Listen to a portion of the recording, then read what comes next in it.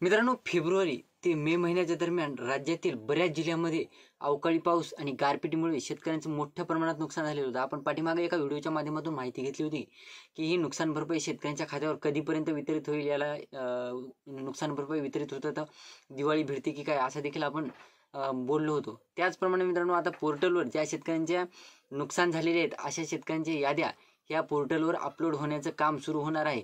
आता हे पोर्टलवर याद्या अपलोड झाल्याच्या नंतर यांना KYC वगैरे करावी लागेल आणि KYC केल्याच्या नंतर DBTच्या माध्यमातून या रकमा शेतकऱ्यांच्या खात्यावर वितरित होणार आहेत.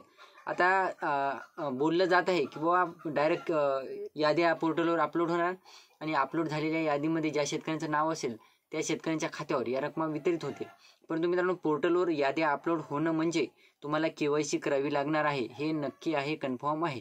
तर त्याच यानं मित्रांनो, आता ज्या शेतकऱ्यांची नावं या याद्यामध्ये येतील, आता आपल्याला पण माहिती आहे पाठीमागं सुद्धा आपण KYC वगैरे केलेल्या होत्या, तर याद्या येईपर्यंत जवळपास 1 महिना जाणार. याद्या आल्याच्या नंतर याद्यामध्ये पहिल्या यादी, दुसरी यादी अशा याद्या येतात. त्यानंतर शेतकऱ्यांची नावं येतात. शेतकरी या याद्यांची KYC करणार.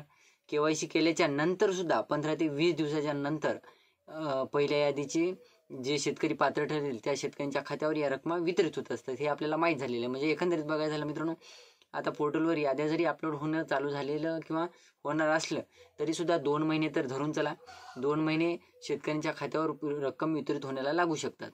तर ही होती छोटीशी माहिती मित्रांनो. तुम्ही जर अपेक्षित असाल की अपेक्षा करत असाल की बाबा आता पोर्टलवर याद्या अपलोड होणं काम सुरू झालेलं आहे, मग लवकरच आता ही रक्कम तुमच्या खात्यावर वितरित होईल, तर तसं नाही मित्रांनो. 2 महिन्याचा कालावधी धरून चला, 2 महिने लागू शकतात या तुमच्या रकमा खात्यावर वितरित व्हायला.